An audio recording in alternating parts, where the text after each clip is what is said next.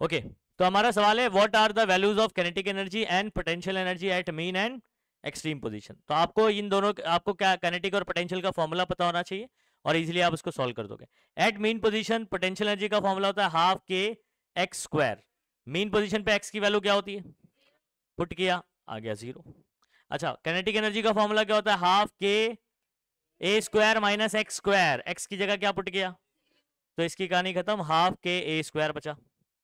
समझ आ रहा है? आपको याद है ये वाला फॉर्मूला किसका था, टोटल का था। किसका था, तो बेसिकली मेन पोजीशन पर काइनेटिक ही क्या होती है, टोटल होती है। मतलब टोटल एनर्जी प्योरली काइनेटिक होती है, हम लोग ऐसे बोल सकते हैं। क्या बोल सकते हैं कि मेन पोजीशन पर टोटल एनर्जी जो है वो प्योरली काइनेटिक है, क्योंकि पोटेंशियल एनर्जी क्या है, तो जो पूरा एनर्जी है हमारा वो सिर्फ और सिर्फ काइनेटिक है। तो हम लोग क्या बोलेंगे, total energy is purely kinetic.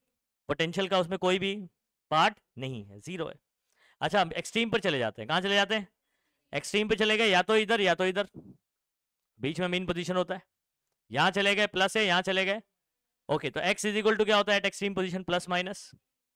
Okay जब आप पोटेंशियल एनर्जी का फॉर्मूला लगाओ half K x square, x की जगह क्या आ जाएगा, प्लस माइनस ए, उसका स्क्वायर करेंगे तो प्लस ए स्क्वायर ही होगा, यानी हाफ के ए स्क्वायर। याद करो ये वाला फॉर्मूला क्या था अपना, टोटल का। अच्छा मतलब पोटेंशियल एनर्जी टोटल के बराबर हो जाती है कहां पर, अच्छा काइनेटिक मतलब क्या हो जाएगी वहां पर, 0। देखो आप यहां पर काइनेटिक का फॉर्मूला क्या पढ़ रखा था हमने, हाफ के a square minus x square. X की जगह प्लस माइनस ए रखेंगे, ए स्क्वायर ही आएगा, ए स्क्वायर माइनस ए स्क्वायर। तो अब की बार क्या हुआ, काइनेटिक एनर्जी 0 हो गई और पोटेंशियल एनर्जी क्या हो गई, मैक्सिमम। तो अगर कोई भी एक याद रखिए, एक अगर 0 है तो दूसरा मैक्सिमम हो जाएगा। ठीक है, तो मीन पर पोटेंशियल एनर्जी मिनिमम तो काइनेटिक एनर्जी, अच्छा एक्सट्रीम पर पोटेंशियल एनर्जी मैक्सिमम तो kinetic energy minimum. Minimum value उसकी 0 रहेगी। अच्छा अभी कंक्लूड करने भी बोल रहा है, what can be concluded about total energy from it. मतलब टोटल एनर्जी के बारे में आप क्या कंक्लूजन निकाल सकते हो, मीन पोजीशन पर total energy is purely kinetic, extreme position पर total energy is purely potential. खत्म हो गई बात, ये कंक्लूजन हो गया। अंडरस्टूड, 2 मार्क का आंसर समझ में आया क्या, okay. At mean position total energy is entirely kinetic, extreme position पर total energy is entirely potential. अच्छा एट अदर पोजीशन मीन और एक्सट्रीम उसको छोड़ के अगर कहीं पर होंगे तो पोटेंशियल एनर्जी कुछ पार्ट होगा और कुछ क्या होगा, काइनेटिक एनर्जी का हिस्सा रहेगा, यानी दोनों मिलाकर टोटल एनर्जी बना रहा रहेगा। लेकिन एक चीज है जो कभी नहीं बदलेगी, total energy is always conserved. इस बात को ध्यान रखना, काइनेटिक और पोटेंशियल आपस में बदलते रहते हैं, लेकिन इन दोनों को मिलाकर जो टोटल बनता है वो हमेशा सेम रहता है, वो कभी भी चेंज नहीं होता। इसका ग्राफ याद है आपको, मैंने सीधा ग्राफ बनाया था ऐसे।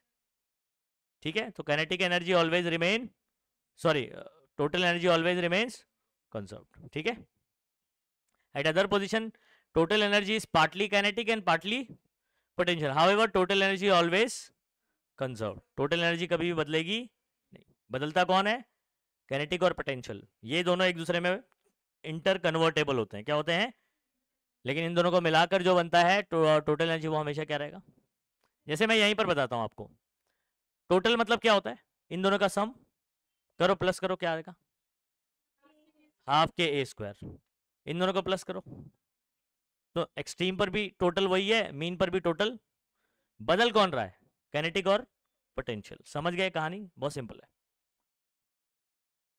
चलो नेक्स्ट हमारा है बच्चों, पेंडुलम के बारे में पढ़ने वाले हैं अपन। सिंपल पेंडुलम, कौन सा पेंडुलम, ओके तो डिफाइन द फॉलोइंग टर्म्स। तो सबसे पहले आप आइडियल सिंपल पेंडुलम पढ़ोगे, फिर प्रैक्टिकल वाला पढ़ोगे, फिर उसके बाद उसके लेंथ के बारे में, लेंथ ऑफ सिंपल पेंडुलम। तो हमारे पास 2 तरीके के पेंडुलम है, एक आइडियल यानी एक थियोरेटिकल सिंपल पेंडुलम है, जिसमें आप क्या बात करते हो, इन जनरल टर्म इस्तेमाल करते हो, समझ रहे। प्रैक्टिकल में आप जो एक्चुअल में प्रैक्टिकल में इस्तेमाल करते हो वाला पेंडुलम की बात करने वाले हैं। तो डेफिनेशन में देखो बहुत सिंपल है, आइडियल याद रखना, थियोरेटिकल जो अपन सिर्फ किताबों में बात करते हैं उसको, प्रैक्टिकल नहीं है। तो प्रैक्टिकल में जो बात करते हैं उसको भी बात करना और आइडियल भी बात करना है। सुनो आइडियल सिंपल पेंडुलम क्या होता है, an ideal simple pendulum is heavy particle. कोई आपके पास क्या होगा, एक हैवी पार्टिकल होगा, इसको आपको लटकाना है सस्पेंडेड बाय एक स्ट्रिंग से। किससे लटकाना है, स्ट्रिंग से, जो कि कैसा होना चाहिए, मासलेस, मतलब जिसका मास 0 हो, मास नहीं होना चाहिए उसका। लेकिन आप मतलब मुझे बताओ प्रैक्टिकली आप जब लोगे तो उसका कुछ ना कुछ तो मास होगा ना। ऐसा हो सकता है कि उसका मास ना हो, कुछ तो मास रहेगा ही, ऐसा नहीं है कि ओके। तो यहां पर ये इसलिए थियोरेटिकली बोल रहा है आइडियल। तो आइडियल वाले में स्ट्रिंग कैसी होगी, मासलेस, जो कि प्रैक्टिकली पॉसिबल नहीं है। अच्छा, उसके बाद उसी के साथ साथ क्या होना चाहिए, इनएक्सटेंसिबल, मतलब जो आपकी स्ट्रिंग होगी वो ऐसे रबर की तरह एक्सटेंड नहीं करना चाहिए, समझ आ रहा है। और फ्लेक्सिबल भी होना चाहिए, मतलब अभी जैसे ये फ्लेक्सिबल नहीं है, लेकिन रस्सी कैसी होगी, मुड़ सकती है ना, तो कैसी हो जाएगी वो, फ्लेक्सिबल। तो ये 3 वर्ड आपको याद रखना है, flexible, string, from a rigid support. Rigid support क्या है, आप कहीं उस पर छत से उसको लटका रहे हो तो वो क्या हो जाएगा, आपका एक रिजिड सपोर्ट हो जाएगा, समझ आ रहा है। तो क्या डेफिनेशन बोलेंगे बताओ, आइडियल सिंपल पेंडुलम क्या है, एक हैवी पार्टिकल है, सस्पेंड करेंगे बाय 3 वर्ड आपको याद है, मासलेस, इनएक्सटेंसिबल और उसके बाद फ्लेक्सिबल स्ट्रिंग, समझ में आ रहा है, फ्रॉम अ रिजिड सपोर्ट। कितने लोगों को डेफिनेशन याद हो गया आइडियल वाला। Ideal simple pendulum is a heavy particle suspended bye massless, inextensible, flexible, 3 word याद रखने का, ठीक है। क्या बोलेंगे वहां पर, फ्रॉम रिजिड सपोर्ट, समझ में आ रहा है, खत्म। अच्छा, प्रैक्टिकल वाला क्या बात करेंगे, जो आप ये लैब में करते भी हो, आपको एक्टिविटी में है भी, ठीक है, फिजिक्स की एक्टिविटी में मिलेगा आपको ये। तो आपको एक रस्सी बंधी होगी और उसमें जो है ना नीचे एक लोहे का स्फीयर लगा होगा, जिसको बॉब बोलते हैं, क्या बोलते हैं, बॉब, BOB, बॉब, स्फीयर होता है एक। A practical simple pendulum is a small heavy sphere, क्या है, स्मॉल एक हैवी स्फीयर होता है जिसको आप बॉब बोलते हो, called Bob, suspended by light. देखो यहां पर मासलेस नहीं बोलना है, क्योंकि प्रैक्टिकली जो होगा उसका तो मास होगा ना, तो हल्का बोल सकते हैं अपन। ये लाइट का मतलब क्या है यहां पर, हल्का, समझ आ रहा है। तो लाइट वेट होना चाहिए एंड इनएक्सटेंसिबल ये भी होना चाहिए, string from a rigid support. आसान डेफिनेशन है, डिफरेंस भी याद रखिए कि आपको उसमें और इसमें क्या फर्क है, ठीक है। वहां पर आपको मासलेस बोलना है स्ट्रिंग, यहां पर क्या बोलना है, प्रैक्टिकल जो होगा वो लाइट वेट होगा, समझ आ रहा है, मासलेस नहीं बोल सकते यहां पर। चलिए डेफिनेशन बोलिए, प्रैक्टिकल सिंपल पेंडुलम क्या है। A practical simple pendulum is a heavy sphere, small heavy sphere, ठीक है, स्मॉल हैवी स्फीयर, बॉब बोलते हैं, suspended by light and inextensible string from a rigid support. बहुत आसान है, समझ गए, हाँ। चलो next, length of simple pendulum क्या होता है बच्चों, distance between point of suspension and centre of gravity of the Bob. देखो मैं सिंपल यहां पर बताता हूं बच्चों आपको, ये नीचे डायग्राम भी है, ये बॉब जो है ना, इसका सेंटर ऑफ ग्रेविटी इधर होगा बीच में, समझ आ रहा है, और ये पॉइंट ऑफ सस्पेंशन है जहां से आपने उसको लटकाया है, और ये कौन है, centre of gravity of the bob. इन दोनों के बीच के डिस्टेंस को अपन क्या बोलते हैं, length of simple pendulum. What is length of simple pendulum, 2 point के बीच का डिस्टेंस है, डिस्टेंस बिटवीन, ये कौन है, पॉइंट ऑफ सस्पेंशन, ये कौन है, centre of gravity of bob. पढ़ो, the distance between point of suspension and centre of gravity of bob is called length of pendulum. आसान है डेफिनेशन, इधर देखने का उधर बोलने का, खत्म। 2 पॉइंट याद रखो, कौन कौन सा पॉइंट, पॉइंट ऑफ सस्पेंशन, दूसरा centre of gravity of the Bob, उन दोनों के बीच के डिस्टेंस को क्या कहते हैं, लेंथ ऑफ सिंपल पेंडुलम, ये लेंथ ऑफ पेंडुलम, समझ आ गया। चलो आगे बढ़ते हैं, तो तीनों डेफिनेशन अच्छे से करके रखिए। नेक्स्ट बच्चों हम लोग एक डेरिवेशन करने जा रहे हैं, ठीक है, सिंपल पेंडुलम का। सिंपल पेंडुलम, इसमें एक स्ट्रिंग होगा, एक बॉब लटका होगा, ठीक है, और जब ये क्या कर रहा होगा, ऑसिलेट कर रहा होगा, तो इसका एक ऑसिलेशन का जो टाइम होता है उसको क्या कहते हैं, पहले बताओ, टाइम पीरियड बोलते हैं, क्या बोलते हैं बच्चों।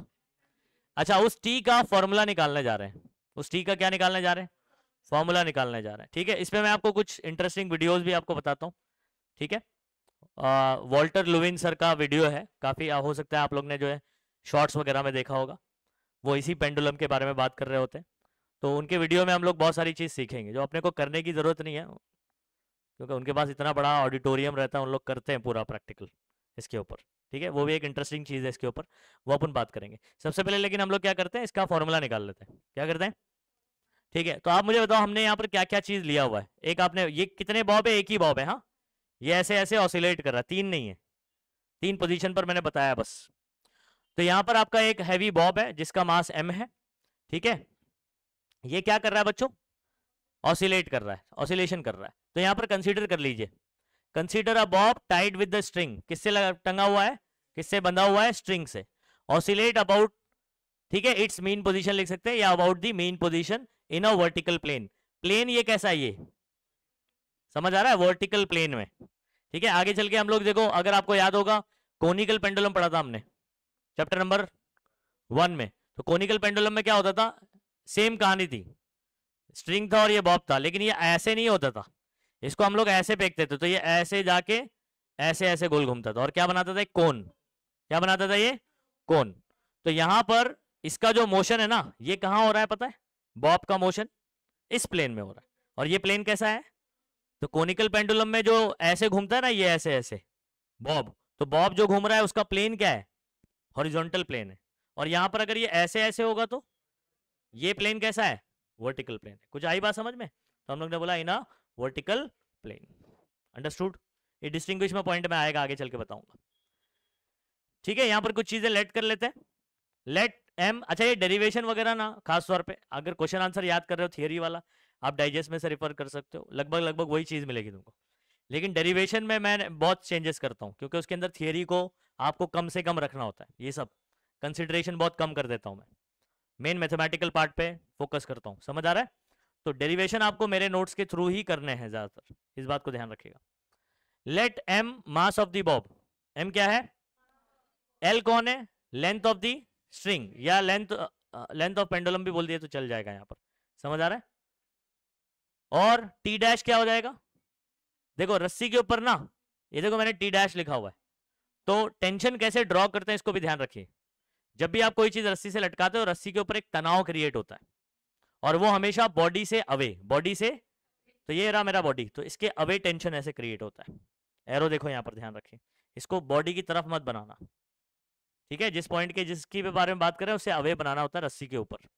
तो टी डैश कौन है बच्चों, टेंशन इन द स्ट्रिंग। आप बोलेंगे सर कैपिटल टी क्या है, तो कैपिटल टी टाइम पीरियड है, वो आप निकालेंगे।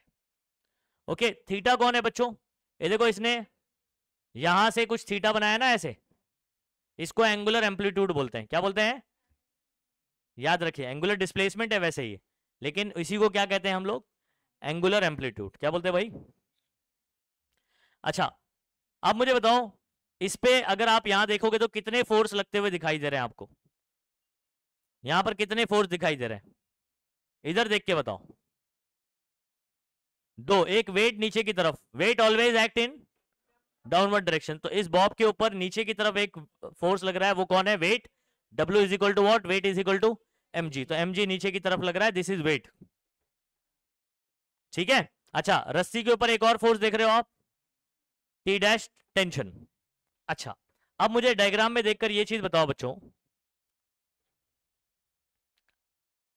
ये एंगल अगर थीटा है तो इसी को मैं आगे बढ़ाता हूं, इसको, ये वाला भी क्या होगा, ये एंगल थीटा होगा, बोलो करस्पॉन्डिंग एंगल हुआ कि नहीं हुआ ये। अगर ऐसे लाइन ड्रॉ कर देता हूं और इसमें मैं ऐसे ऐसे दो लाइन बना देता हूं, तो ये वाला एंगल और ये वाला एंगल सेम नहीं होगा, करस्पॉन्डिंग एंगल होगा कि नहीं। तो ये आपका थीटा हो गया या थीटा हो गया, इतनी बात समझ में आ गई। अच्छा, अब मैं इस फोर्स के लिए यहां पर और इससे परपेंडिकुलर, ठीक है, ये और ये एक दूसरे के परपेंडिकुलर है, यहां एंगल मैं आपको बोल देता हूं थीटा है और ये है mg। जहां एंगल होता है वहां कौन सा कंपोनेंट होता है बताओ, कॉस होता है, वेरी गुड। क्या होता है, तो mg का यहां थीटा दिखाई दे रहा है ना आपको, it makes an angle theta with this, तो mg का कंपोनेंट क्या होगा, mg cos थीटा। पता है चैप्टर नंबर 1 में भी अपन ने बहुत डिस्कस किया हुआ इसको, mg cos थीटा। अच्छा, जहां पर थीटा नहीं है वो हो जाएगा mg sin थीटा। इसका मतलब mg दो, वो कितने हिस्सों में रिजॉल्व हो रहा है, दो, एक mg cos थीटा और दूसरा कौन सा, mg sin थीटा। इतनी कहानी समझ में आ गई। अच्छा, ये mg cos थीटा क्या करता है बच्चों, इस टेंशन को बैलेंस कर रहा होता है। किसको बैलेंस कर रहा होता है, इसके सामने कौन है, टेंशन, इसको बैलेंस कर रहा होता है। और ये जो mg साइन थीटा है वेट का, ये वाला फोर्स जो इधर आ रहा है, आप उधर खसकाओगे ना, ये क्या कर रहा है बताओ मुझे, ये इसको वापस ले आएगा। ये क्या करेगा?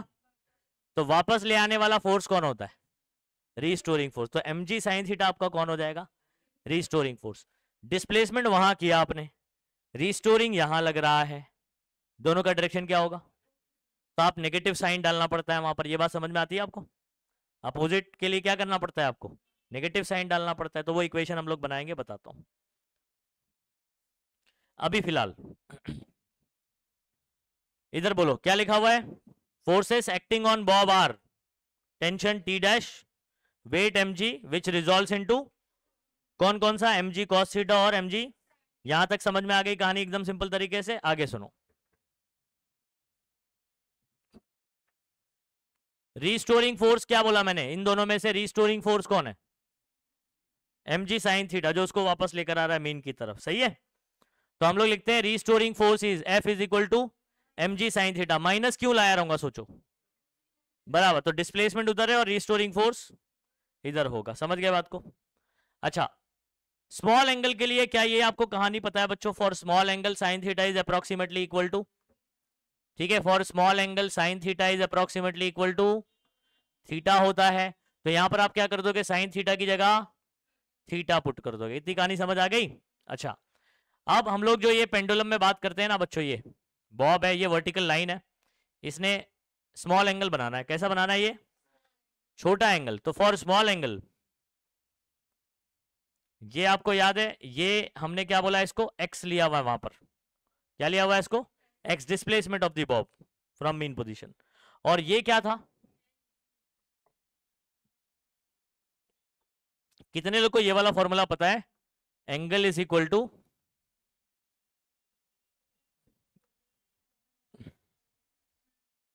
Arc upon radius. एंगल का क्या फॉर्मूला होता है? ओके, तो ये रहा एंगल, ये कौन हो गया? आर्क। और ये कैसे काम करेगा? रेडियस की तरह, क्योंकि ये एक बड़े पिज्जा का छोटा सा पार्ट है। नहीं आ रही बात समझ में? तो ये कौन हो गया? आर्क, और ये क्या हो गया? रेडियस। यानी आपका फॉर्मूला क्या बनेगा? Theta is equal to x by L. बोलो इतनी कहानी समझ आई क्या?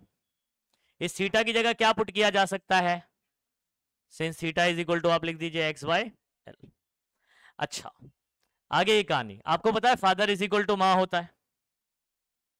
ये यम से ये यम क्या हो जाएगा? इस x को आप यहां लेकर आ जाइए बच्चों, a बाय एक्स हो जाएगा, a बाय एक्स हो जाएगा। इधर क्या बचेगा? माइनस जी अपॉन एल। बोलो इतना समझ में आ गया? अच्छा, ये नेगेटिव साइन आ रहा है ना, नेगेटिव साइन तो आपको डायरेक्शन बता रहा होता है। क्या बता रहा होता है? अच्छा, मैग्नीट्यूड में जब मैं बात करूंगा तो a by x in magnitude a by x किसके बराबर होगा? g बाय एल के बराबर। बोलो सभी बच्चे समझ आ रहा है इतना? a बाय एक्स किसके बराबर आ गया? अच्छा, कितने बच्चों को अभी t का फॉर्मूला याद है? हमारे पास t के अलग अलग फॉर्मूले थे, अगर आपको याद है। ठीक है, मैं आपको एक बार रिकॉल करवाता हूं। जब हम लोग टाइम पीरियड ऑफ एसएचएम का डेफिनेशन याद कर रहे थे, तो वहां पर मैंने उसके अलग अलग फॉर्म भी बताया था आपको। ये देखो, टी का एक फॉर्मूला है 2 पाई बाय ओमेगा। ओके, और क्या हुआ? नहीं, वो ओमेगा का फॉर्मूला 2 पाई एन। कहां जा रहे हो तुम? T is equal to 2 pi by omega. Omega की जगह आप रख सकते हो under root K by M. याद आ रहा है? अच्छा, 2 पाई के बाय एम मैंने बताया था कि ए बाय एक्स के बराबर होता है। अब ये वाला फॉर्मूला अपने को चाहिए, क्योंकि मैंने क्या निकाला यहां से? ए बाय एक्स निकाला। अगर मैं इस ए बाय एक्स को उस फॉर्मूले में पुट कर दूं तो मुझे टाइम पीरियड ऑफ मिल जाएगा। Simple pendulum. नहीं आ रही बात समझ में? यहां पर क्या लिखने का? ठीक है, ये मत लिखना, कट कर दिया। Since T is equal to 2 pi upon what? Under root A by x. कहां से आया ये फॉर्मूला? बताया था ना ये। सभी बच्चे फॉर्मूला याद रहना चाहिए जो जहां पर करना है आपको। उसके बाद मैंने इसको नंबर दे दिया हूं बच्चों, इक्वेशन नंबर।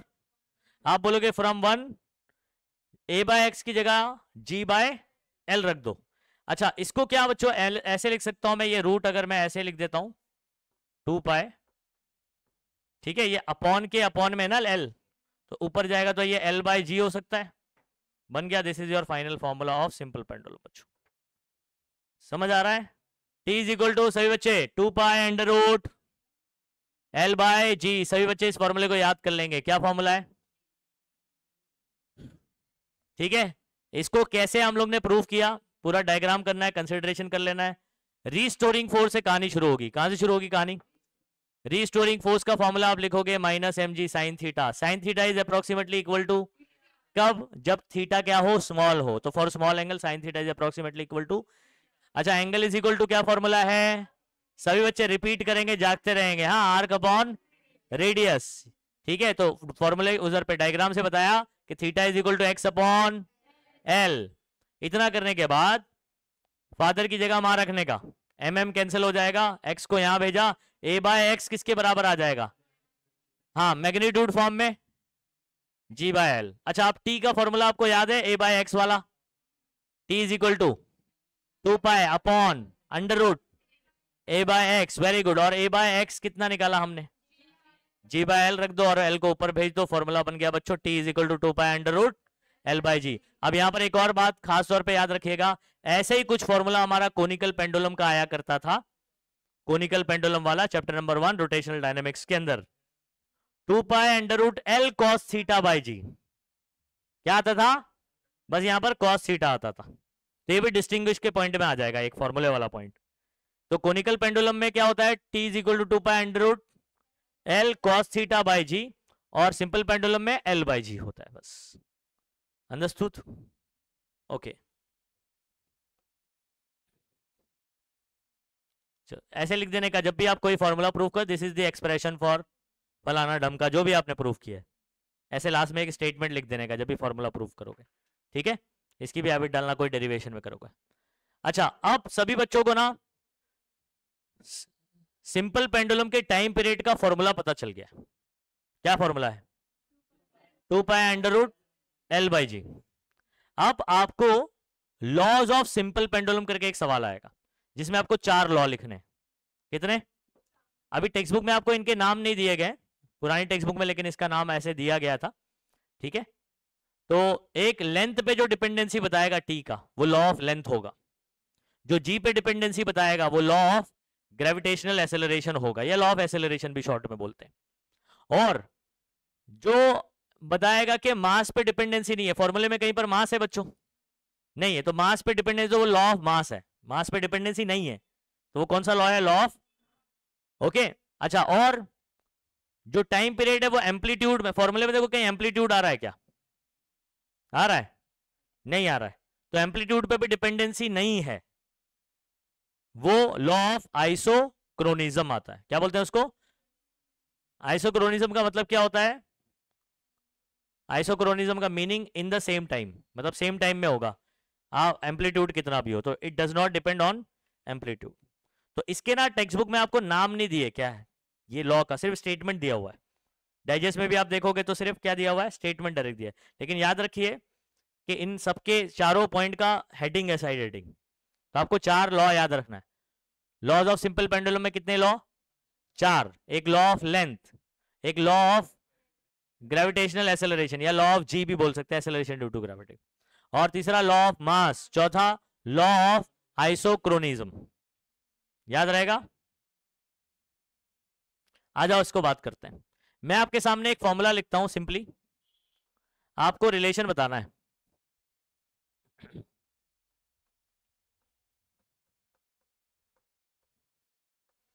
ये फॉर्मूला हमारे पास है, अगर आपका जी कांस्टेंट है, near the surface of the earth G आपका कांस्टेंट है, टी और ये एल में क्या रिलेशन है बताओ? Square root of what? L, length. यही आपका लॉ हो गया। देखो क्या पढ़ना है, the period of simple pendulum यानी T is directly proportional to square root of its, खत्म। जो आपने फॉर्मूला देखा उसी को बोल देने का लफ्जों में। इधर देखो, अब टी, अगर एल कांस्टेंट है और आपका जी चेंज हो रहा है, तो जी और टी में क्या रिलेशन है बच्चों? बोल दो। टी को क्या बोलेंगे? Time period of simple pendulum is inversely proportional to square root of, G का नाम है acceleration due to gravity, G का नाम है, ग्रेविटी की वजह से एसेलरेशन क्रिएट होता है, एसेलरेशन ड्यू टू ग्रेविटी। पढ़ लो, period of simple pendulum is inversely proportional to square root of acceleration due to gravity, और ये रिलेशन रहा। आई होप समझ में आ गया इतना। अच्छा, फॉर्मूले में कहीं पर भी मास है बच्चों, मतलब time period of simple pendulum mass पे डिपेंड नहीं करता है। इसका मैं वीडियो दिखा के आपको बताऊंगा कि मास पे डिपेंड नहीं करता है। तो बोल दो, period of simple pendulum does not depend on its mass. कितना आसान है ये, बराबर। अच्छा, फॉर्मूले में कहीं पर भी एम्पलीट्यूड वाला कोई टर्म है बच्चों? नहीं है। तो लॉ ऑफ आइसोक्रोनिज्म क्या है?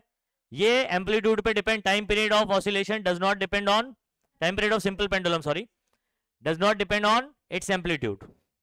Period of simple pendulum does not depend on it's amplitude. समझ आ रहा है? कर पाओगे? ठीक है, चलो पहले आप बताओ लॉज ऑफ सिंपल पेंडुलम के चारों साइड हेडिंग बताओ। लॉ ऑफ लेंथ, ओके चलेगा, और मास, लॉ ऑफ आइसोक्रोनिज्म। समझ आ रहा है? लॉ ऑफ आइसोक्रोनिज्म में आपको क्या बात करनी है? एम्पलीट्यूड पे डिपेंड नहीं करता। लॉ ऑफ मास में क्या बात करनी है? मास पे डिपेंड नहीं करता है। ठीक है, उसके बाद लॉ ऑफ लेंथ में क्या बात करना है? Directly proportional to square root of length. Law of acceleration due to gravity या ग्रेविटेशनल एक्सेलरेशन में क्या बात करना है? Inversely proportional to square root of acceleration due to gravity. Gravity नहीं सिर्फ। आई होप ये भी क्लियर हो गया। ठीक है, नेक्स्ट बात करते हैं बच्चों। ये पेंडुलम वाला कंप्लीट कर लेता हूं, फिर मैं आपको थोड़ा वीडियोस के थ्रू चीजें बताता हूं। Define seconds pendulum. Define seconds pendulum. ये देखो नाम में छुपा है बच्चों, ये सब डेफिनेशन बहुत ही सिंपल तरीके से आपको एग्जाम में पूछ सकता है। हाँ, बहुत ही सिंपल क्वेश्चन है ये। सेकेंड्स पेंडुलम मतलब ऐसा पेंडुलम जिसका टाइम पीरियड 2 सेकंड हो। समझे? सेकेंड्स पेंडुलम मतलब जिसका टाइम पीरियड, सिंपल पेंडुलम ही है लेकिन उसका टाइम पीरियड कितना होगा? 2 सेकंड होगा। इस बात को ध्यान रखिए, बहुत ही आसान है। A pendulum whose, a simple pendulum whose time period is 2 second is called seconds pendulum. हो गया डेफिनेशन। अच्छा, उसके बाद आपको ना एक्सप्रेशन भी पूछ रहा है कि बताओ कि जो सेकेंड्स पेंडुलम होगा उसका लेंथ कितना होगा, यानी एल कितना होगा। ठीक है, तो हम लोग उसको कैसे पता करेंगे? टी का फॉर्मूला आपको पता है, ये वाला बहुत आसान है बच्चों, सुनो। T is equal to 2π√L/g। Seconds pendulum के लिए टी की जगह कितना रखूंगा मैं? अच्छा, और एल की जगह एल एस रख दूंगा। ये एल एस है, हाँ, लेंथ ऑफ सेकेंड्स पेंडुलम। ध्यान रखिएगा इसको, लेंथ ऑफ सेकेंड्स पेंडुलम। ठीक है, उसके बाद यहां क्या बचा बच्चों? 2 से 2 कट गया, 1 बचा, पाए बचा, √LS/g बचा। ये पाए को देखो मैंने यहां भेज दिया तो 1/पाए हो गया। इतना समझ आ गया? मुझे क्या निकालना है? मुझे LS निकालना है बच्चों। क्या निकालना है जल्दी बोलो। तो LS छुप के बैठा हुआ है कहां पर? रूट के अंदर। रूट हटाना है, स्क्वायरिंग कर देंगे दोनों तरफ बाय स्क्वायरिंग या squaring on both the side. 1 का स्क्वायर 1 होता है, पाई स्क्वायर, ये वाला रूट क्या हो जाएगा? कैंसिल हो जाएगा। मुझे LS का फॉर्मूला चाहिए तो G को वहां भेज दो। G यहाँ डिवाइड कर रहा है, उधर ऊपर चला जाएगा बच्चों। क्या आ जाएगा? G/पाई स्क्वायर। इधर क्या बचेगा? LS। तो LS इज इक्वल टू क्या फॉर्मूला बन गया? G/पाई स्क्वायर। अच्छा, एक और बात बहुत ही महत्वपूर्ण बता रहा हूं, सुनो। Length of seconds pendulum is approximately equal to 1। कितना आएगा? क्यों? G की वैल्यू, अगर near the surface of the Earth बात कर रहा हूं तो, हाँ, G की वैल्यू होती है 9.8 और पाई स्क्वायर 3.14 का स्क्वायर करेंगे वो भी 9.8 समथिंग आता है। समझ आ रहा है? तो ये और ये दोनों वैल्यू क्या होती है? लगभग लगभग बराबर। तो कट होके कितना आ जाएगा? मीटर। मीटर ऐसा यूनिट, मीटर। बोलो, याद रहेगा? Length of seconds pendulum is approximately equal to 1 metre. क्यों? वैसे आ रहा है LS इज इक्वल टू G/पाई स्क्वायर। G की वैल्यू 9.8 और पाई स्क्वायर भी 9.8 ही आता है लगभग लगभग, काटेंगे तो 1 आ जाएगा। अंडरस्टूड? इतना समझा? चलो अभी, हाँ, अप्रोक्सीमेटली 1 मीटर। ये एक डिस्टिंग्विश देख लो, फिर यहां पर अपना LSHM खत्म हो जाएगा। ये डिस्टिंग्विश कर लेंगे, LSHM खत्म। अब उसके बाद कहानी शुरू होगी किसकी? ASHM की कहानी शुरू होगी। लेकिन अभी इसको देख लेते हैं डिस्टिंग्विश, फिर मुझे थोड़ा सा उसका फील देना है आपको सिंपल पेंडुलम का। वो जो लॉज बताया ना मैंने उसका। डिस्टिंग्विश देखिए, आपको पता है कोनिकल पेंडुलम कैसे कैसे रोटेट करता है? ये देखो, इधर पे अगर कोई बॉब लटकाऊंगा तो ये ऐसे रोटेट करेगा, ऐसे। तो इसका बॉब का जो ट्रेजेक्ट्री है, यानी जो पाथ है, जो रास्ता है, देखो वर्ड्स थोड़े डिफिकल्ट हो सकते हैं, इसको समझ लोगे तो आपको समझ। ट्रेजेक्ट्री क्या हो गया? इसका पाथ, ठीक है। तो ये जो बॉब है ना यहां पर लटका होगा, इसका पाथ कैसा है? हॉरिजॉन्टल सर्कल है। कैसा है? पहला point, trajectory of bob is horizontal circle. समझ गए बात को? कौन से वाले में बात कर रहा हूं? कोनिकल। अच्छा, सिंपल अभी हम लोग ने पढ़ा है, सिंपल वाले में ऐसे करता है ना ये, समझ आ रहा है? अच्छा, तो यहां पर सुनो बात को, इसका जो ट्रेजेक्ट्री है बॉब का, वो क्या है? पार्ट ऑफ वर्टिकल सर्कल बोलेंगे। में क्या बोलेंगे? पार्ट। क्यों? क्योंकि वर्टिकल सर्कल ये पूरा ऐसे होगा। क्या ये पूरा सर्कल कर रहा है क्या ऐसे? नहीं, इसका सिर्फ एक पार्ट है ना ये, तो इसलिए यहां पर क्या बोलेंगे? Trajectory of bob is a part of vertical circle. यहां ध्यान रखना, ट्रेजेक्ट्री डायरेक्टली वर्टिकल सर्कल मत बोलो। क्या बोलो? यहां बोल सकते हैं आप हॉरिजॉन्टल, क्योंकि ये पूरा ऐसे रोटेट कर रहा है, पूरा कर रहा है ऐसे। और यहां पर ये जो ऐसे ऐसे कर रहा है वो सिर्फ पूरे वर्टिकल सर्कल का एक हिस्सा है। पूरा हो रहा है क्या? ऐसे घूम रहा है क्या?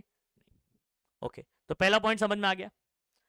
अच्छा, यहां पर kinetic and potential are constant. तो ये जब ऐसे घूम रहा होता है तो इसका देखो हॉरिजॉन्टल लेवल चेंज नहीं हो रहा है बच्चों, ये जमीन से सेम हाइट पे रहेगा। जब ऐसे ऐसे गोल घूमेगा ऐसे, तो इसकी हाइट चेंज हो रही है क्या जमीन से? तो पोटेंशियल एनर्जी कांस्टेंट रहेगा, और ये सेम स्पीड से यूनिफॉर्म मोशन में रहेगा, तो इसकी कैनेटिक एनर्जी भी क्या रहेगी? तो कैनेटिक और पोटेंशियल क्या होती है? कांस्टेंट होती है। अच्छा, इसके अंदर आपने देखा है ये वाले में, सिंपल पेंडुलम में, काइनेटिक और पोटेंशियल इंटर कन्वर्टेबल। ये एलएसएचएम का एग्जांपल है ना, याद करो। तो काइनेटिक और पोटेंशियल एक दूसरे में क्या होती रहती है? हाँ, टोटल एनर्जी क्या रहती है? हमेशा कंजर्व रहती है।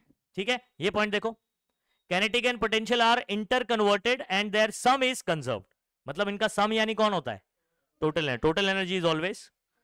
तो यहां पर kinetic and potential are constant, kinetic and potential are interconverted and their sum is conserved, या कांस्टेंट भी बोल सकते हैं आप।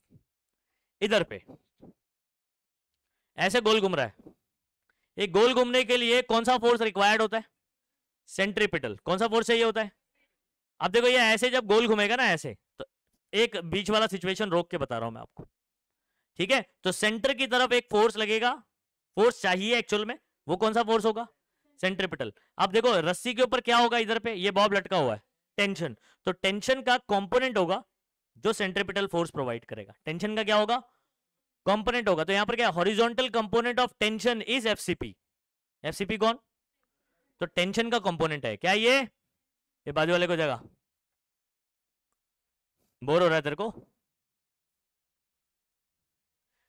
इधर पे, इधर याद करो, tangential component of weight is governing the governing force for energy conversion. Simple pendulum में आपको बताया, अभी मैंने यहां पर इस पोजीशन पर क्या बताया था? टेंशन टी डैश बताया था, mg। mg का एक कंपोनेंट mg साइन थीटा, ये mg साइन थीटा इसको वापस ले आ रहा है ना, रीस्टोरिंग फोर्स। ये रीस्टोरिंग फोर्स की वजह से एनर्जी आपस में क्या हो रही है? कन्वर्ट हो रही है। यहां पर एकदम पहुंच गया तो काइनेटिक जीरो है, पोटेंशियल मैक्सिमम है। जब रिटर्न आएगा तो पोटेंशियल कम होते जाएगा, काइनेटिक क्या होते जाएगा? इधर पहुंचेगा तो काइनेटिक मैक्सिमम हो जाएगा। समझ आ रहा है? फिर ये रुकेगा नहीं, एक्सेलरेट हो गया क्योंकि ये आगे बढ़ेगा, फिर उल्टी कहानी शुरू होगी। समझ आ रहा है? अच्छा, यहां पर एक पॉइंट बहुत ही सिंपल है, फॉर्मूले वाला। फॉर्मूला साइड हेडिंग लिख सकते हो आप। कोनिकल पेंडुलम में फॉर्मूला क्या है जल्दी से बताएंगे? 2 pi under root L cos theta by, ये वाला डिस्टिंग्विश आप सभी बच्चों को प्रिपेयर करना है क्योंकि टेक्स्ट बुक में गिवन है। समझ आ रहा है? तो पूछने के चांसेस हैं। अंडर रूट, अच्छा एग्जाम में पूछेगा 2 मार्क के लिए कितना लिखोगे? नहीं, इधर 2 इधर 2, टोटल 4 ऐसे करके। ये पूरा 4 4 नहीं लिखने का, ऐसे इधर पे 2 और इधर पे। याद रखिएगा, टीचर्स आपको कॉलेजेस में बोलते हैं कि वो ज्यादा याद करने के लिए बोलते हैं ताकि आप कभी भूल जाओ तो दूसरा पॉइंट लिख सको, लेकिन मिनिमम रिक्वायरमेंट याद रखिए कितना, इधर 2 और इधर 2। 3 भी लिख सकता है, 4 भी लिख सकता है, 5 भी लिख सकता है तू, लेकिन टाइम वेस्ट होएगा। समझ आ रहा है? तो अगर तेरा 2 पॉइंट परफेक्ट है, देखो डाउट नहीं है बिल्कुल भी, समझ आ रहा है, तो तेरे को तीसरे पे जाने की जरूरत नहीं है, लेकिन अगर किसी पॉइंट में डाउट आ रहा है तो फिर एक्स्ट्रा पॉइंट लिखो आप। समझ आ रहा है? ओके सुनो, फिजिक्स में एक्चुअल में टाइम क्यों नहीं बचता है मालूम है? एक तो डेरिवेशन आप लोग बहुत बड़े बड़े याद कर लेते हो, थियरी दुनिया भर के करते हो, उतना लिखना ही नहीं होता है। बोले पेपर लेंदी था, पेपर लेंदी नहीं होता, आपको लिखने का तरीका नहीं मालूम है। कभी भी डेरिवेशन में ना थियरी पार्ट बहुत कम होना, कंसिडरेशन थोड़ा ही लिखते हैं, मेन मैथमेटिकल पार्ट लिखना होता है। जैसे डिस्टिंग्विश वगैरह में कितना टाइम बच सकता है, यहाँ पर आप 2-2 पॉइंट लिख दिया, हो गया ना, आपने 10 पॉइंट लिख के गए, बोले यही तो आंसर अपने को आ रहा है, चलो इधर भी 10 उधर भी 10, तो टाइम वेस्ट करते हो ना आप। समझ आ रहा है? मार्क्स के अकॉर्डिंग आपको डिसाइड करना है कितना लिखना। अच्छा यहाँ पर सुनो, ये वाले केस में कोनिकल पेंडुलम में ये जो ऐसे जा रहा होता है, ये वाला केस, ठीक है, यहां पर वर्टिकल के साथ इसका एंगल अगर मैं हाथ ऐसे रखूं, तो इस ये जो एंगल बना रहा है, क्या ये एंगल फिक्स्ड है बच्चों? इसके बीच का जो एंगल है ये ऐसे घूम जरूर रहा है, लेकिन ये एंगल तो फिक्स्ड है ना। तो यहां पर क्या बोलेंगे आप, ये वाला पॉइंट की जगह ये लिख सकते हो, angle made by string with vertical भी बोल सकते हो, is fixed during the motion. ये एंगल क्या रहता है? हमेशा फिक्स रहता है। किसके साथ में बना रहा है ये एंगल? वर्टिकल के साथ में। किसके साथ बना रहा है? अच्छा, ये वाला angle made by string changes continuously during motion, कौन से वाले में? अभी देखो ये ऐसे, ये मेरा ये वर्टिकल है, अब ये ऐसे ऑसिलेट करेगा तो ये एंगल क्या हो रहा है बताओ? चेंज हो रहा है ना। यहां पर अभी एंगल कितना है? मैक्सिमम है। अब धीरे धीरे क्या हो रहा है? कम, फिर उसके बाद बढ़ रहा है, फिर, समझ आ रहा है? तो ये कंटिन्यूअसली क्या होता रहता है? चेंज होता रहता है ड्यूरिंग। नहीं आया समझ में? तो इसको मैंने काफी चेंज करके पॉइंट लिखा हुआ है आपके टेक्स्ट बुक में भी और डाइजेस्ट वगैरह से, तो थोड़ा इजी बनाने की कोशिश किया है, इसको ऐसे ही याद रखिएगा आप लोग। ओके नेक्स्ट हम लोग क्या बात करते हैं?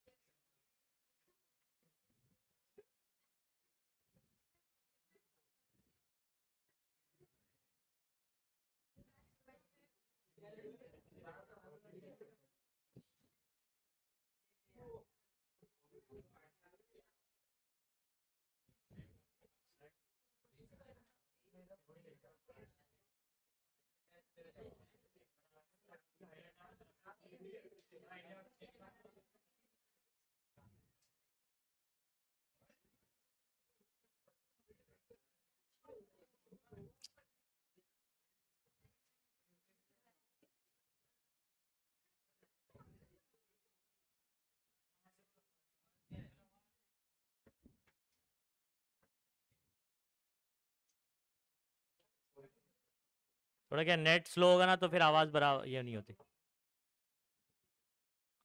ये वाला नहीं है शायद।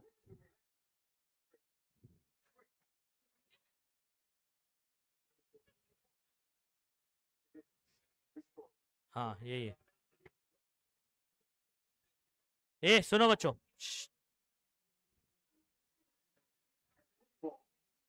आवाज नहीं। measure the spring cost. That's actually not too difficult. I can use gravity. Here is the spring. It is relaxed. And stretch it to the point that it knows. There are weights of the mass end. Weights. Ideal case means very simple. X is of course when the spray paint is going to, if I advance its time by 2, the derivative of the sine, and strike it, t equals 0, if I pick 5 over 50, 20, again, if you do it, 20, t itself could easily, I substitute this back in my equation number 1. And so now I get double dot. And I'll bring this to the other side. Plus t is now mg. Mg.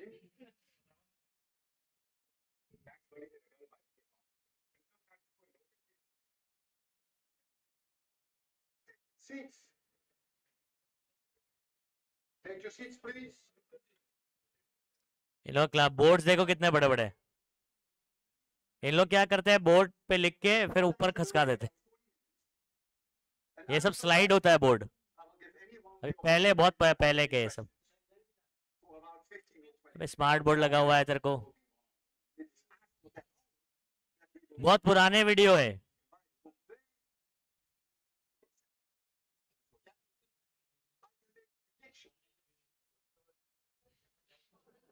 And so then I do the 10 degrees, and then we get again. See here the timer. See. Okay, ये timer है। ये क्या है? Timer से time period major करेंगे practically. Okay, और फॉर्मूले से भी निकालेंगे। दोनों मैच करेंगे, बराबर आएगा, देखना भी। ये देखो, Timing is not easy. The best way to do it is start the timing when the pendulum comes to a stop. It is rather well defined. And then you let it swing 10 times, and then when it comes to a stop, you stop it. And it would help me if you would count how many oscillations we have made. Because then I don't have to look at it. अच्छा एक oscillation नहीं करेंगे, सुनो I have to watch. सुनो, एक oscillation नहीं करेंगे, 10 oscillation करें। कितना टाइम आप मेजर करोगे? 10 ऑसिलेशन के लिए। और फिर अगर एक का निकालना है तो क्या करना चाहिए? डिवाइड बाय 10 कर देंगे। तो हम लोग 10 ऑसिलेशन के लिए टाइम निकालेंगे और उसको डिवाइड बाय क्या कर देंगे? 10 कर देंगे। ठीक है, वही करने वाले हैं। देखो, Stopping it. And then I will end it. So we'll do this first at 5 degrees.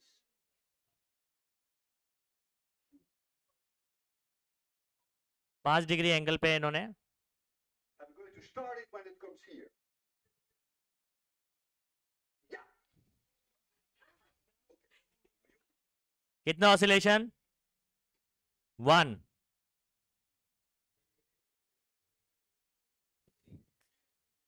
अरे इधर आएगा तो वापस काउंट करने का रे, जहां से गया था You're doing very इधर आएगा अभी 4 5 You're going to pass this course. 6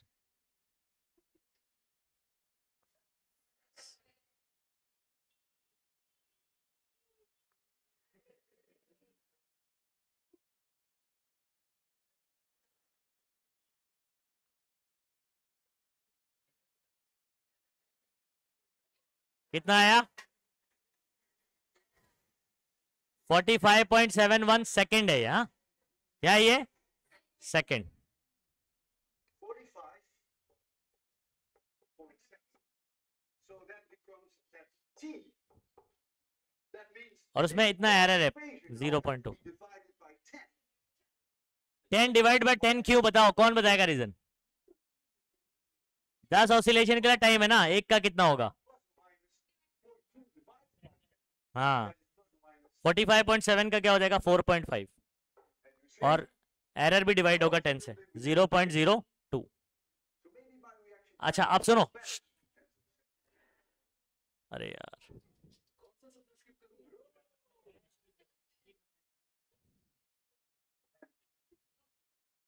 सुनो सुनो, अभी कितने एंगल पे छोड़ा था इसको? 5 डिग्री पे। अभी एंगल बढ़ा देंगे, मतलब एंगल बढ़ा देंगे तो एंगुलर एम्पलीट्यूड बढ़ा दिया। अब याद करो हमने क्या बोला था लॉ ऑफ आइसोक्रोनिज्म में, टाइम जो है वो किस पे डिपेंड नहीं करता है? एम्पलीट्यूड पे डिपेंड। चौथा वाला पॉइंट, अब एम्पलीट्यूड हम लोग बढ़ा देते हैं, 5 डिग्री की जगह 10 डिग्री कर देते हैं। कितना कर देते हैं? अब देखिएगा, Don't count on it because you haven't seen the rest yet. So, now 10 degrees. अभी वापस 0 कर दिया, स्टॉप इसमें।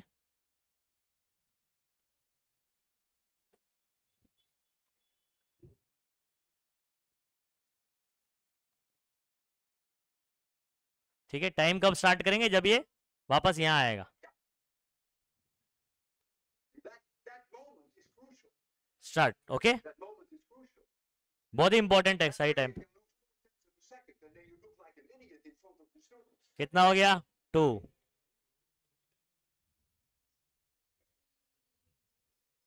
फोर चलने लग गया अभी वीडियो ओपन। हाँ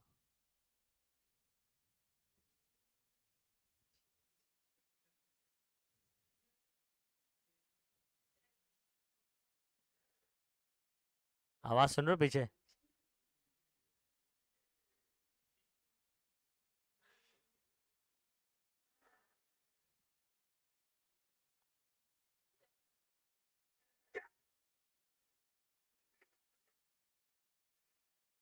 कितना आया?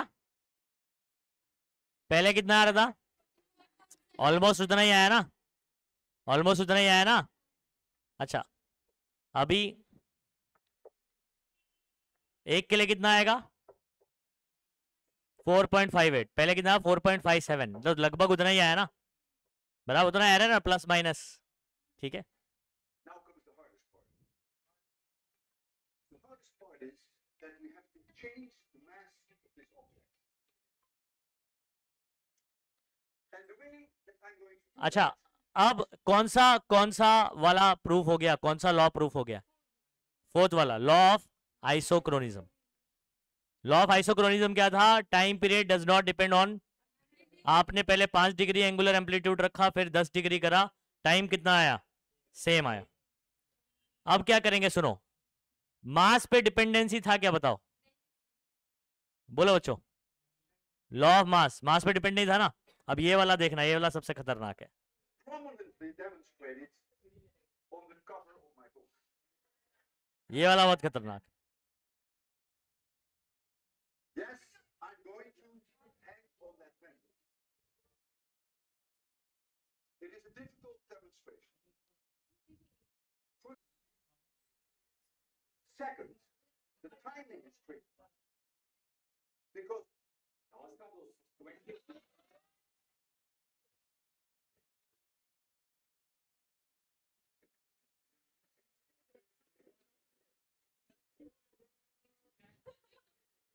Okay second, the timing is tricky. Because when you look at the pendulum and when you see it stand still, that's really fine.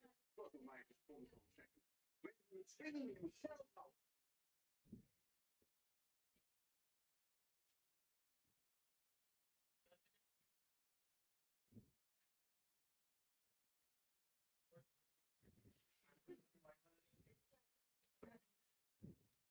patient. First of all, it is painful, really is. Second, वो video में है sir. timing is tricky. Because when you look at the pendulum and when you see it stand still, that's really well defined, plus or minus 0.1 seconds. When you're swinging yourself, however, then you can only do it by sensing the moment that you think you stand still. And that's what I will do. And then you will do the counting. And this is very unpleasant. It is.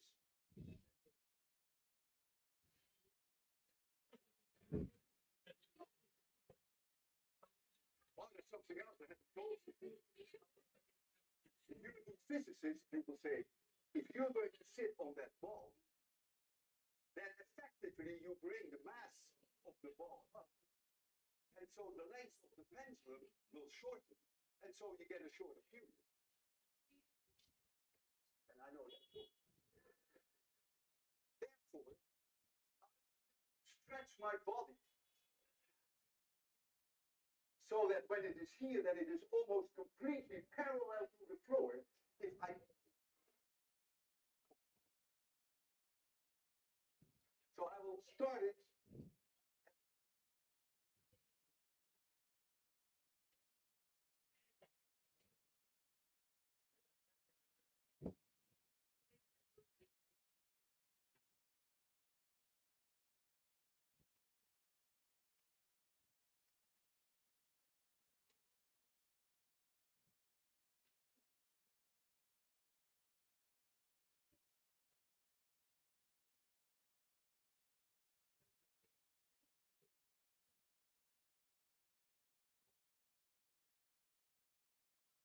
So I will start it At some moment you will see when, and then you do the count.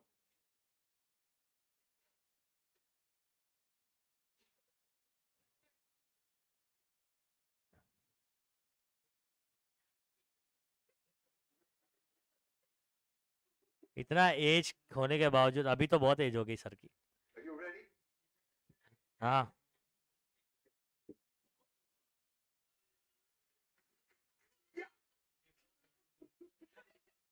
अभी मेरे ख्याल से एक बार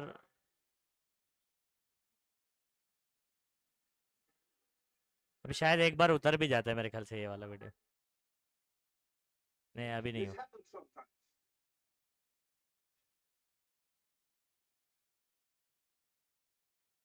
अभी ये वाला perform नहीं And हो in पाया fact, एक्चुअल में, दोबारा nobody करें। knows why. Have to start all over. I did not stop it. I really didn't. Oh, it's still counting? Okay, I have enough energy to give it one more attempt, but not to give it two more attempts. Okay. You ready? Okay.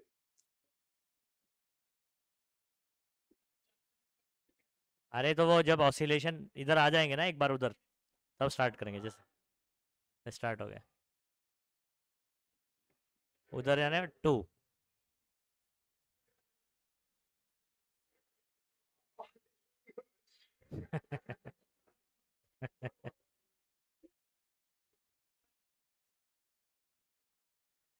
Can't you count a little faster?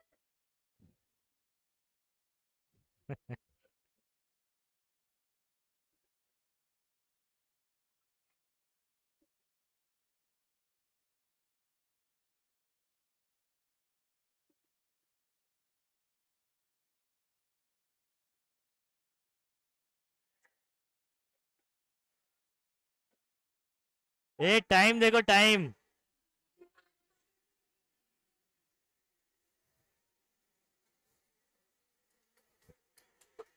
ताली बजा भाई, ताली बजा।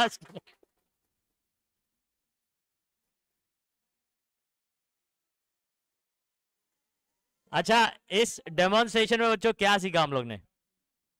देखो मास बढ़ा दिया था उन्होंने अपना, उनका बॉडी का मास आ गया ना सर का। मास बढ़ाने के बावजूद और सेम पॉइंट पर ही मास लटकाना, तो उन्होंने इसलिए जो है ना वो हॉरिजॉन्टल ऐसे हो गए, नहीं तो खड़े हो जाते ऐसे। खड़े होंगे तो वो मास शिफ्ट हो जाएगा ऊपर की तरफ, सेंटर ऑफ मास, तो वैसा सही नहीं आता फिर। समझ आ रहा है? मतलब लेंथ कम हो जाता, लेंथ क्या हो जाता, कम, और टाइम पीरियड कम आता फिर। तो इसलिए ऐसा होना पड़ा हॉरिजॉन्टल, ताकि मास वहीं रहे। समझ आ रहा है? टाइम क्या आया, वही है। हमने देखा कि मास बढ़ाने पर भी टाइम बढ़ा नहीं या चेंज नहीं हुआ बेसिकली। तो लॉ ऑफ मास समझ में आ रहा है? Mass does not depend, sorry, time period does not depend on mass. समझ गए?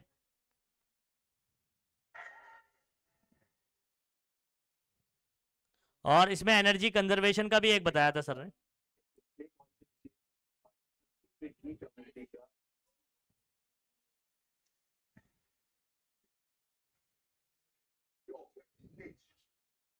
We associate with the position.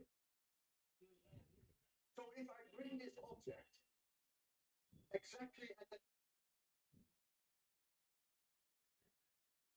अभी ये वाला भी बहुत जबरदस्त है। ए एनर्जी कंजर्वेशन पर, किस पे? Energy conservation. comes an experiment, which is emotionally the most difficult for me of this whole evening. I'm going to put my life on the line to show you that I'm really a believer of the conservation of energy. And you will see how at my chin. ये देखो, हाँ ये वाला। I cannot move any further back, so there's no cheat here. I'm going to release it right from my chin. ठीक है, अभी देखना ये वाला। As you have just seen. यहाँ से ना ऐसे इसको छोड़ेंगे सर, ये जाएगा और देन वापस आएगा। And no book signing afterwards. Joke बहुत जबरदस्त रहता है। So I need your collaboration. When I to 0, no notes, no coffee. And I would even appreciate it if for those 3 seconds you would not even breathe. And I have to tell you something. I couldn't sleep all night. I'm going to close my eyes. I don't want to see it. And I'm going to count down from 3 to 0.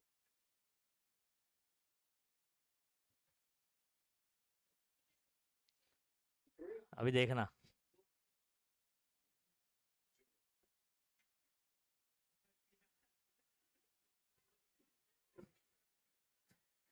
देखा इसका क्या मतलब समझा हम लोग ने?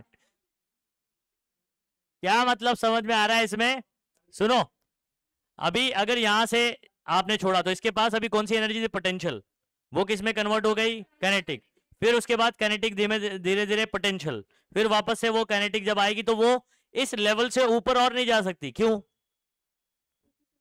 क्योंकि energy is always conserve ना, एक्स्ट्रा एनर्जी थोड़ी आएगी। जितनी एनर्जी आपने छोड़ा था वापस आएगी तो उतनी ही एनर्जी होगी, उससे ज्यादा हो सकती है? नहीं। अगर उससे ज्यादा हो जाती, बराबर ना? अच्छा हाँ, अगर यहां से आप ऐसे धक्का देते हो तो ये जो आपने दिया ये एक्स्ट्रा एनर्जी दिया, फिर उससे मुंह फट जाएगा। समझ आ रहा है?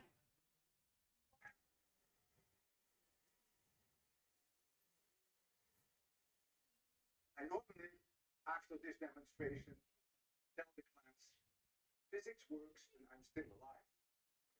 फिजिक्स काम करता है और सर बोल रहे हैं कि अभी भी मैं जिंदा हूं। ओके चलो खैर ठीक है। तो आई होप ये आपको समझ में आया बच्चों, डेमोन्स्ट्रेशन के थ्रू। हाँ नहीं आया समझ में? तो लॉज ऑफ लेंथ, लेंथ का और इसका जी का तो आपको समझ में आ रहा था, वो फॉर्मूले में। मास नहीं है तो आपने देखा कि मास पे डिपेंडेंसी किस तरीके से नहीं है, ठीक है। फिर एम्पलीट्यूड वाला भी फॉर्मूले में नहीं है तो आपने देखा कि किस तरीके से उस पर डिपेंड नहीं करता। अगर एम्पलीट्यूड आप बढ़ा भी देते हो टाइम पीरियड उतना ही आता है, ठीक है। चलिए अब हमारे पास क्या बचा?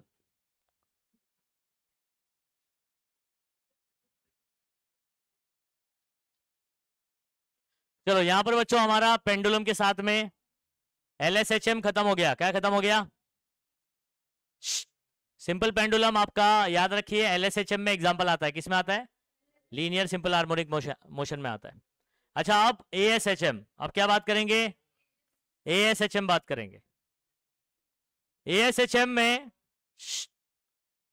Angular simple harmonic motion, ASHM का क्या फुल फॉर्म है? और LSHM का क्या था? बराबर। अब इसमें क्या करना है ये आप एक्सपेरिमेंट के थ्रू यहां पर जो है ना एक डेमोन्स्ट्रेशन के थ्रू समझ सकते हो। ये देखो आपको एक तार से एक डिस्क लगाना है, मेटल की क्या करना है? डिस्क लगाना है, ठीक है। तो आपने अगर इसको क्या करा, एक डिस्क ऐसे लगाया, यहां पर फिट कर दिया, और इसको अगर आप क्या करते हो ऐसे ट्विस्ट करके, क्या करके? ट्विस्ट करके अगर छोड़ देते हो तो क्या होगा ये? ठीक है, अगर इसको आप ऐसे ट्विस्ट करके छोड़ देते हो तो ये ऐसे ऐसे ऐसे ऐसे नहीं करेगा। ये क्या कर रहा है? ASHM कर रहा है। क्या कर रहा है? ASHM कर रहा है, यानी एंगुलर SHM कर रहा है। जैसे पेंडुलम वाले में आपने देखा, इसको आपने इधर रख के छोड़ दिया तो ये ऐसे ऐसे, कौन सा SHM? LSHM। समझ आ रहा है? और अगर ये डिस्क वाला जो एग्जांपल आप देख रहे हो उसको थोड़ा सा ट्विस्ट करके छोड़ देते हो तो ये आपके क्या होगा? रिस्टोरिंग टॉर्क उसको पीछे लगे। यहाँ पर टॉर्क काम करेगा, ध्यान रखो। यहाँ पर क्या आएगा? रिस्टोरिंग फोर्स नहीं, क्या आएगा? Restoring torque. समझ आ रहा है? तो हम लोग क्या करते हैं, बोतल का ढक्कन है किसी के पास? सिर्फ ढक्कन चाहिए मुझे, बड़ा ढक्कन, बड़ा ढक्कन है तो छोटा नहीं, थोड़ा सा बड़ा दिखाई भी दे। हाँ दो दो। इधर सुनो, अभी ये ऐसे लगा हुआ है इसके ऊपर, है ना। अब आप क्या करोगे, इसके में ऐसे थोड़ा सा ट्विस्ट करोगे, ये से ज्वाइंट रहेगा। हाँ तो ये जैसे आपने क्या लगाया? टॉर्क। आपने जो टॉर्क लगाया उसको डिफ्लेक्टिंग टॉर्क बोलेंगे। क्या बोलेंगे? और जो इसको वापस ले आएगा वो कौन होगा? Restoring torque. समझे? दो टॉर्क की बात करूंगा, जिससे आप उसको घुमाएंगे वो डिफ्लेक्टिंग टॉर्क, और जिससे वो वापस आएगा रिस्टोरिंग टॉर्क। समझ गए? ओके, थियरी थोड़ा सा पढ़ लेते हैं क्या बोल रहा है। क्वेश्चन क्या है? Explain angular SHM with the help of an example, एक एग्जाम्पल के थ्रू आपको ASHM बताना है। तो आप कंसीडर कर लीजिए, क्या कंसीडर करोगे, एक डिस्क किधर सेंट्रली बीच में से अटैच्ड है, किससे, थिन वायर से, प्रीफरेबली आप उसको नायलॉन ले सकते हो, कोई मेटल का तार भी लगा सकते हो, ठीक है। जो लैब वगैरह में लगा जाता है वो मेटालिक वायर होता है, मेटल का तार होता है, hanging from a rigid support. और ये डायग्राम बना दिया। उसके बाद अच्छा, इसको हम लोग एंगुलर ऑसिलेशन, या तो एक और याद रखिए टॉर्शनल, क्या बोलते हैं इसको, टॉर्शनल ऑसिलेशन बोले या ASH एंगुलर ऑसिलेशन बोले तब भी सेम है। तो ये दोनों वर्ड आप याद रखिए।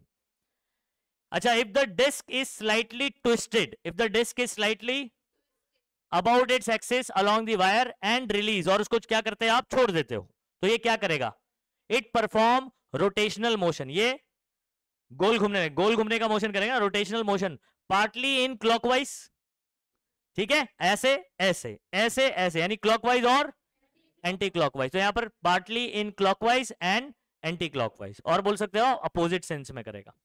समझ गए बात को, कौन सा SHM हो गया ये। Such oscillation are called angular oscillation और torsional oscillation.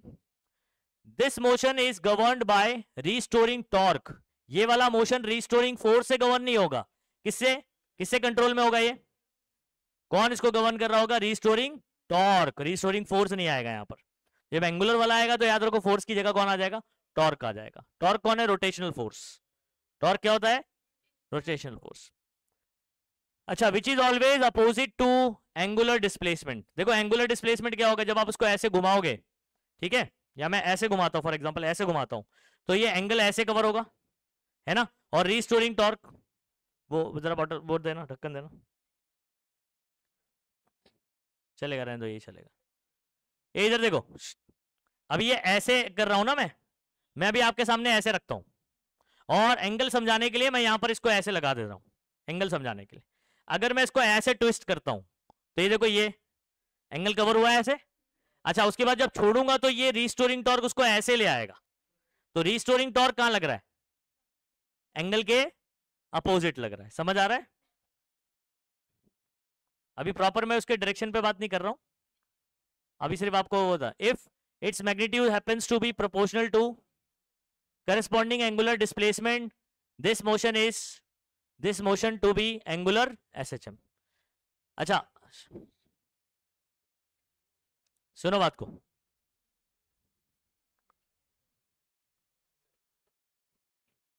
restoring torque is directly proportional to theta, क्या बोलोगे, restoring torque is directly proportional to theta, direction क्या, अपोजिट, तो क्या बोलोगे, माइनस थीटा, क्या बोल देंगे, माइनस थीटा। तो जैसे आप याद करो, F is directly proportional to x, proportionality हटता था, माइनस KX आता था, बराबर ना, minus KX sorry minus x रहता था, और प्रोपोर्शनलिटी हट के K आता था। वैसे ही यहां पर भी प्रोपोर्शनलिटी हटेगा और क्या आएगा, C आएगा। क्या आएगा, ये देखो, ये इक्वेशन देख रहे हो, ये इक्वेशन किससे मेल खा रहा है बताइए, किससे मेल खा रहा है ये, ASHM में restoring force is directly proportional to x linear displacement, यहां पर कौन आ गया, एंगुलर डिस्प्लेसमेंट, तो tau is directly proportional to minus theta, minus क्यों आ रहा है, अपोजिट डायरेक्शन, प्रोपोर्शनलिटी हटेगा और क्या आएगा यहां पर, C, वहां पर क्या आया करता था, K। समझ गए। अच्छा अब सुनो, उसका डिफरेंशियल इक्वेशन किसी को याद है, D square x by D T square plus, ये आई को डिवाइड कर देते हैं सबसे, यहां पर ओमेगा स्क्वायर थीटा आया करता था, कुछ याद आ रहा है, हाँ। वैसे इक्वेशन यहां पर भी बनता है, इधर पे मैं बताता हूं क्या आएगा।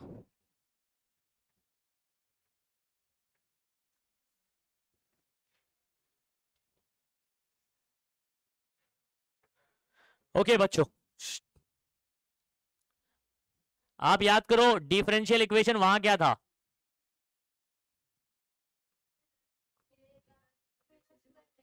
इज इक्वल टू, ये किस में आता था, LSHM में। अब ASHM में भी अपने को डिफरेंशियल निकालना है। याद रखिए, अगर आपको सवाल एग्जाम में ये पूछेगा derive differential equation for ASHM, तो वो वाला लिखकर मत आ जाना, इसमें एक और आपको करना है। समझ आ रहा है कि नहीं आ रहा है। इसके बाद आपको डिफरेंशियल इक्वेशन एक और निकालना है, वो कौन सा वाला है, ASHM के बाद और कौन सा आएगा? डैम्ड वाले में भी करना है, तो 3 डिफरेंशियल। हाँ, इंपॉर्टेंट कौन सा है? LSHM वाला ही है, लेकिन क्वेश्चन अगर घुमाने के लिए कभी ASHM का पूछ दिया तो वो मत लिख कर आ जाना। सुनो, tau is directly proportional to what? सही है। अच्छा, उसके बाद हम लोग यहां पर क्या कर सकते हैं? प्रोपोर्शनलिटी हटेगा और क्या आ जाएगा? C theta. अच्छा, आपको पता है हम लोग ने वहां पर फादर इज इक्वल टू वहां पुट किया था, तो टाउ की जगह पता है आपको क्या आता है? मास की जगह आई, ए की जगह alpha. Tau is equal to I alpha होता है। क्या होता है? ओके, तो टाउ की जगह क्या पुट करेंगे? समझ आ रहा है? और सुनो, आई को वहां भेजो, ऐसे हो जाएगा। आपको पता है अल्फा क्या होता है? Alpha, what is alpha? अगर आपको ए याद होगा, ए जो है ना वो डबल डेरिवेटिव ऑफ एक्स होता था। हाँ, वैसे ही अल्फा होता है D square theta by D T square होता है, double derivative of theta. A double derivative of x होता है, अल्फा कौन होता है? Double derivative of. तो मैं अल्फा की जगह क्या लिख सकता हूं? डी स्क्वायर थीटा बाय, अच्छा ये माइनस वाला टर्म इधर आया तो C upon theta is equal to क्या हो गया? ठीक है, तो याद करो ये कैसे आता था अपना, उधर पे के बाय एम था, उसकी जगह ओमेगा स्क्वायर आया था। यहां पर कौन आ रहा है? सी बाय आई। तो ये भी क्या बन गया अपना? डिफरेंशियल इक्वेशन बन गया। समझ गए कहानी? यहाँ पर आई इधर रहने दो, इसे इन्होंने आई रहने दिया है, इस तरीके से बनेगा। चलो, ये रहा, this is the differential equation of ASHM। आप ऐसे भी लिख सकते हो, या आई से डिवाइड करोगे तो सी बाय आई ऐसे भी आ जाएगा। तो कहानी वही है, तरीका वही है। ये मैं मेरा हैंड रिटन दूंगा अभी फिलहाल, मेरे को समझाने के लिए बना नहीं था तो मैंने ये वाला दे दिया आपको। मेरा हैंड रिटन वाला रहेगा, उससे लिखना। ये डिफाइन, जैसे LSHM का डेफिनेशन आपने याद किया था, वैसे ही ASHM का भी डेफिनेशन याद करते हैं। क्या है ASHM? Is defined as oscillatory motion of body in which torque, वहां पर क्या बोलते थे? फोर्स या एसेलरेशन बोलते थे, फोर्स या एसेलरेशन। यहां पर अपन बोलेंगे टॉर्क या एंगुलर एसेलरेशन। कौन सा एसेलरेशन? ये इज डायरेक्टली प्रोपोर्शनल टू, वहां पर अपन क्या बोलते थे? Displacement from mean position. वो लीनियर डिस्प्लेसमेंट होता था, एक्स होता था। यहां पर थीटा बोलना है तो क्या लिखोगे? Angular display, and its direction is opposite to that of angular displacement. यानी टॉर्क का डायरेक्शन डिस्प्लेसमेंट के डायरेक्शन के क्या होगा? ये LSHM याद करोगे ना, ASHM भी याद हो जाएगा वैसे ही। बस वहां पर अपने को फोर्स की बात करना है या टॉर्क, वहां एसेलरेशन, तो यहां पर एंगुलर एसेलरेशन। वहां सिर्फ डिस्प्लेसमेंट मतलब लीनियर डिस्प्लेसमेंट होता है, यहां एंगुलर डिस्प्लेसमेंट। बस यही डिफरेंसेस है इसके अंदर, ठीक है? तो इतना कर लेंगे। उसके बाद state the expression for time period of, हाँ, a time period of angular SHM क्या होगा? सुनो, टी का फॉर्मूला ये पता है क्या आपको? क्या होता है? 2 पाई बाय, अच्छा, और अंडर रूट में याद है आपको a बाय एक्स लिखते थे अपन। यहां पर a बाय एक्स की जगह क्या होना चाहिए? a की जगह अल्फा, a की जगह, सुनो सुनो सुनो, कंपैरेटिवली अगर करोगे ना तो इजीली कर पाओगे। ये फॉर्मूला था अपना LSHM में, किसमें? ASHM में a की जगह, बोलो बोलो, अल्फा, और x की जगह ये देखो क्या लिखा हुआ है? Alpha by theta. समझ गए? एंगुलर SHM में टाइम पीरियड का क्या फॉर्मूला है? 2 pi upon under root alpha by theta, या इसको अपन वर्ड्स में बोलेंगे तो angular acceleration per unit angular displacement. बात वही है, बस वो LSHM की कहा लीनियर में चल रहा था, अभी एंगुलर बात चल रही, तो वो अच्छे से करे रहोगे तो ये अच्छे से लिंक कर पाओगे आप, ठीक है? ये सब डेरिवेशन मेरा लिखा हुआ मैं बताऊंगा, उसमें एक्सप्लेन करूंगा, ठीक है? मैग्नेट वाला ये वाला फॉर्मूला हम लोग ने किया है, T is equal to 2 pi under root I by M B या म्यू बी। कहाँ किया हुआ है? मैग्नेटिक, हाँ, मैग्नेटिक मटेरियल में किया हुआ है। मैग्नेट को जब हम लोग इधर रखते हैं एक्सटर्नल मैग्नेटिक फील्ड में रख के उसको अगर थोड़ा सा डिस्टर्ब कर देते तो ये ऐसे ऐसे क्या करेगा ये ASHM कौन सा एंगुलर सिंपल हार्मोनिक मोशन यही करेगा और उसका टाइम पीरियड ये बनता है फॉर्मूला। तो ये डिराइव करना है इस चैप्टर में, इस फॉर्मूले पे न्यूमेरिकल पूछ चुका है इस चैप्टर में। हाँ तो ये मैं आपको किधर हो गया ये वाला डेरिवेशन मैं नेक्स्ट इसमें बताऊंगा। अभी मुझे